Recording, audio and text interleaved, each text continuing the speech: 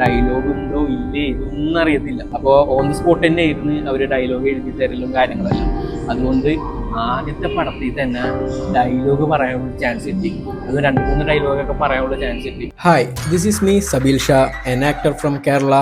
Welcome back to the Life of a Struggling Actor in Kerala series. പിന്നെ ആദ്യമായിട്ടാണ് ഒരു സെറ്റിന്റെ എക്സ്പീരിയൻസും അത് എങ്ങനെ അതിൻ്റെ ഒരു ഭാഗമായിട്ട് എങ്ങനെ ചെയ്യാന്നുള്ള ഒരു ഫസ്റ്റ് എക്സ്പീരിയൻസ് ആയിരുന്നു. പിന്നെ അത് ചെയ്യാൻ പോണതിൻ്റെ ഒരു എക്സൈറ്റ്മെന്റ് ഒക്കെ ഉണ്ടായിരുന്നു.